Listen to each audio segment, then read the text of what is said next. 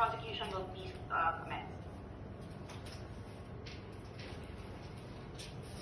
Good afternoon, Madam President, Your Honors, may it please the Court. As a statement of introduction, my name is Soy Sing Hai, along with my co-counsel, Ms. Ing Soo Hong.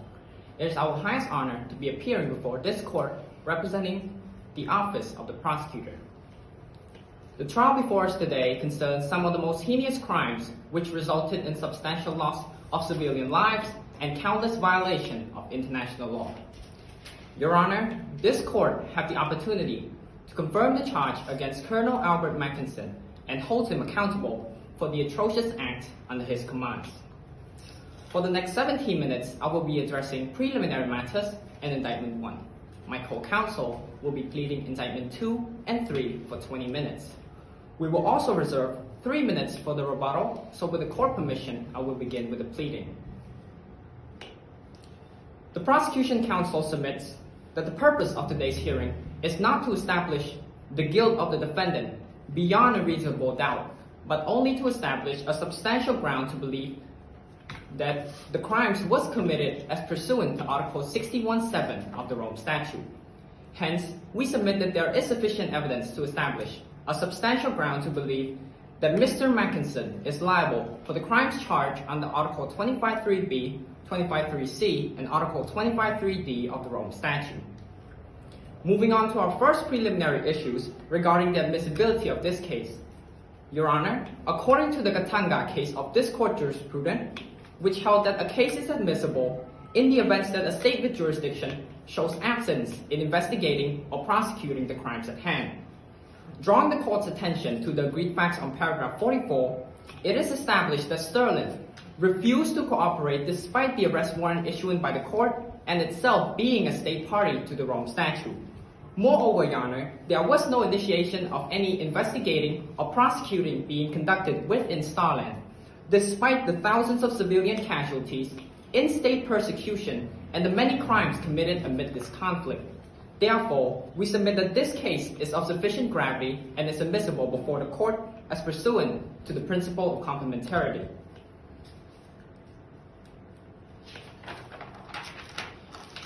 Your Honor, the prosecutor will now move on to the classification of armed conflict.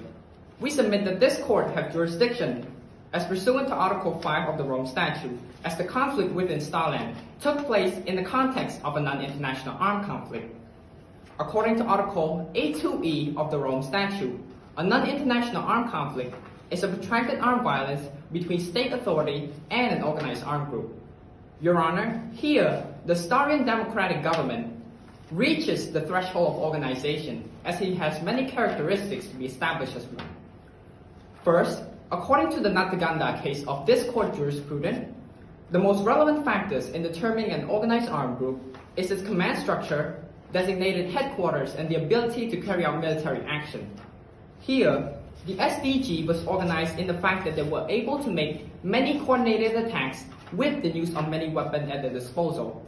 Moreover, Your Honor, these units acted accordingly under a centralized command structure with the existence of its main headquarters in Ubister, therefore accumulatively established that the threshold of organization was met. Secondly, the intensity of this conflict was also met.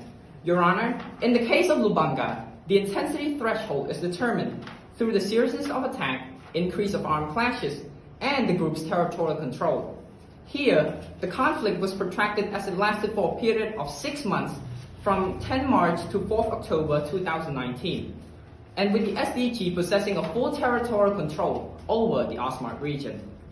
Moreover, Your Honor, if I refer the Court to the agreed facts on paragraph 36, over the course of these months, there was an increase of armed clashes between the Starian government and the SDG soldiers, with the implementation of Operation Raven and Operation Drumbeat by the Starian government, which was also resultantly caused thousands of civilian casualties. Therefore, we submit that... Let me interrupt you just a second. With regard to count 1, because you mentioned count 1, with Operation Raven, if I remember correctly, between all of the 3 encounters that were described in the statement of agreed facts, about only 7 casualties can be counted for the SDG. How then can this be satisfying the intensity requirement? Thank you, Your Honor.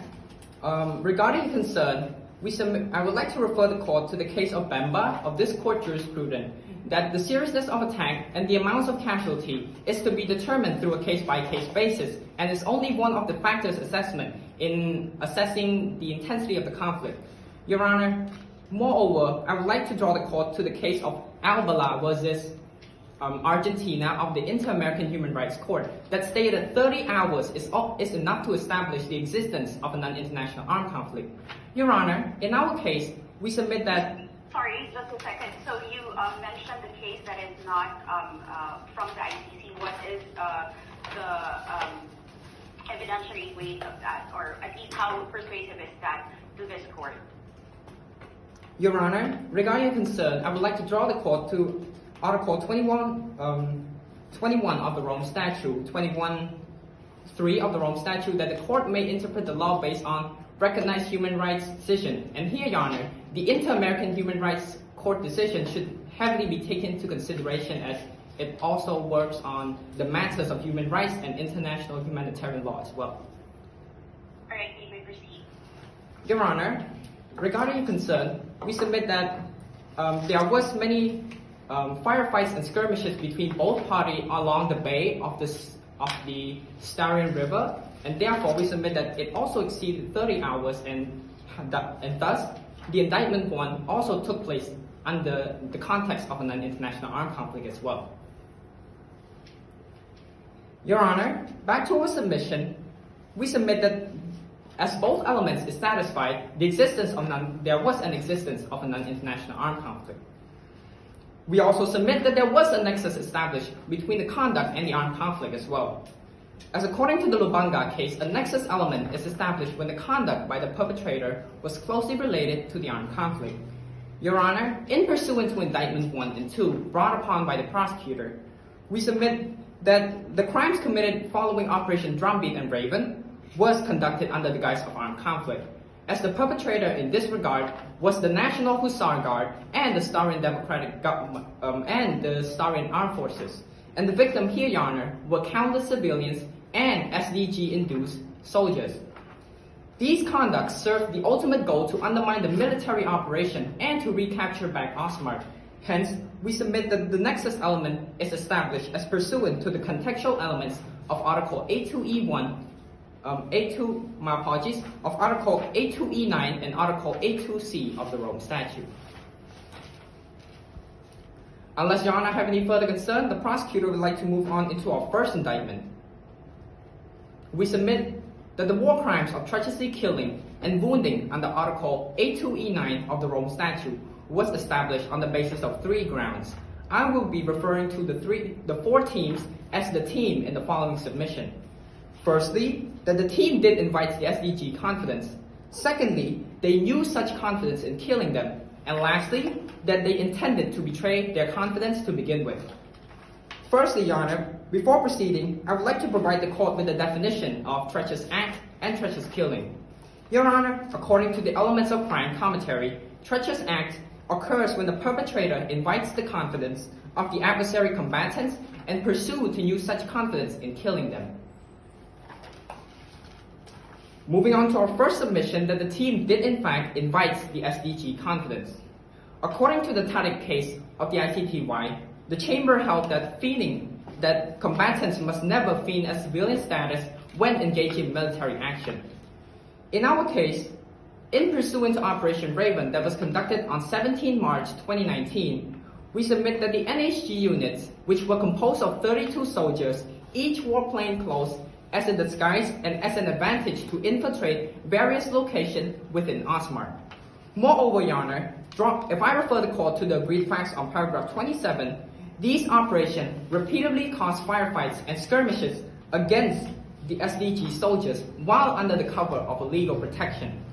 Therefore, these acts stipulated that the team did in fact wear plainclothes as an advantage and to deceive and effectively invite the SDG confidence. Therefore, we submit that the first element was well established. sorry, prosecutor, is it not true though that in one of the instances, what was worn was were the uniforms of the SDG and not plain clothes, and so that means that they were not claiming to be civilians, correct? Yes, Your Honor. Regarding your concern, we acknowledge that they in fact wore SDG uniforms. However, Your Honor, drawing the courts to the requisite elements of Article 82E9 of the Rome Statute, we submit that the Treacherous Act also could cover the act of feigning as an adversary combatant as well, as they were entitled to these, as the SDG soldier is entitled not to kill their own team, and feigning as civilians would cause them to treacherously invite the confidence of their own uniforms, Your Honor, which is prohibited under international law. Okay, would this not qualify as ruses of war? My apologies, Your Honor. Can you rephrase your question? Would this not qualify as ruses of war? Misleading the adversary? Yes, Your Honor. Regarding your concern, we submit that this would mislead the adversary and also constitute as treacherous act as well. Okay. Moving back to our submission. Secondly, after gaining the SDG confidence, the team did in fact resort to use such confidence in killing them. Your Honor, according to the customary international humanitarian law, Rule 65, killing or injuring the adversary as resorting to perfidious act is prohibited under international law. If I refer the court to the agreed facts on paragraph 28, 30, and 31, every time that the team were confronted by the SDG soldiers, they did in fact attack the SDG despite feigning a civilian status.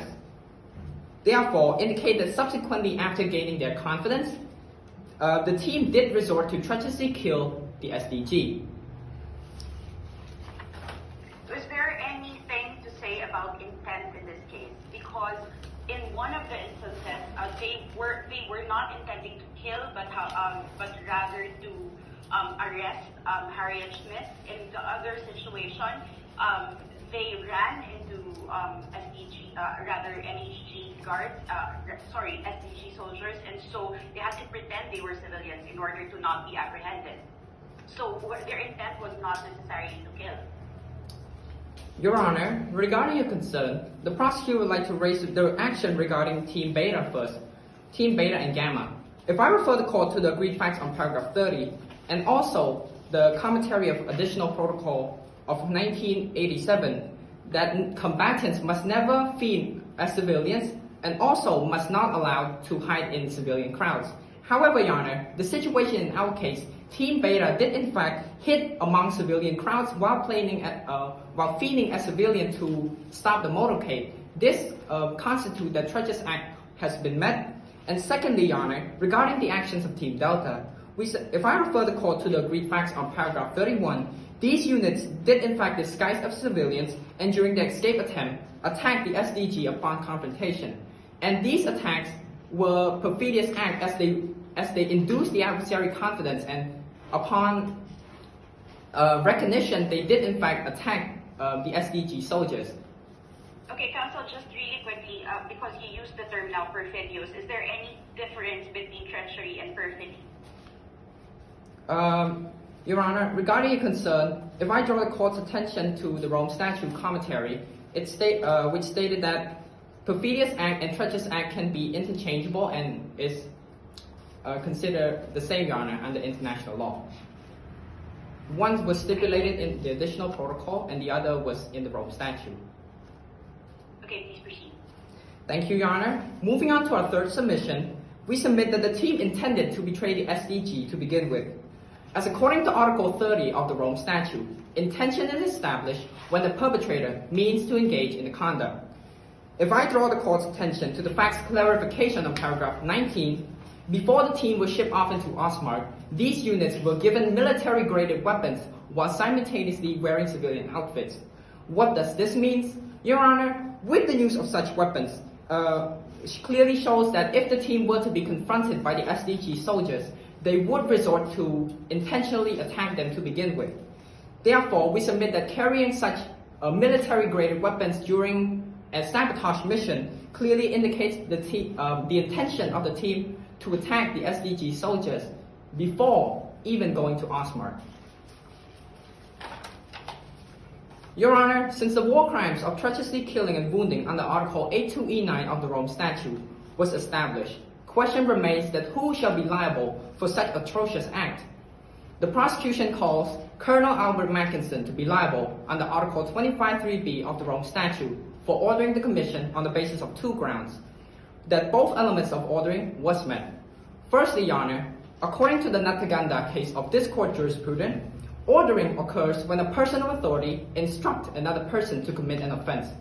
Here, it is established that Mr. Mackinson was in a position of authority during, my apologies, it is established that Mr. Mackinson was the commander of the NHG during Operation Raven.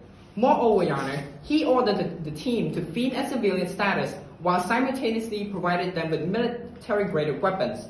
This implicitly means that he permits his subordinate to attack the SDG in the event that they were to be confronted and use any means possible for the operational success, as pursuant to the action of Team Beta and Team Gamma. Secondly, Your Honor, according to the Mbushimana case of this court jurisprudence, it also requires the intention of the perpetrator to be aware that such act would result in the commission of the crimes. Your Honor, we submit that Mr. Mackinson was fully aware that such act would result in the crime being committed. If I refer the court to the facts clarification on paragraph 11, the application of international humanitarian law plays a huge role in the military training of the NHG itself. Hence, as the commander of the NHG, Your Honor, it can be reasonably inferred that he was aware that feigning a civilian's status is prohibited under international law and it is manifestly unlawful in nature. Despite such knowledge, he still instructs his subordinate to feign as civilians and resultantly cause them to commit treacherous act in Operation Drumbeat. My apologies, Operation Raven.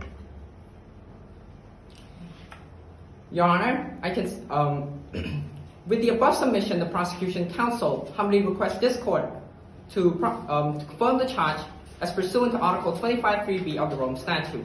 My co-counsel will be pleading indictment 2 and 3 in the following submission. Thank you, Your Honor. Unless Your Honor have any further concern, that concludes my submission. Second speaker for the prosecution, please.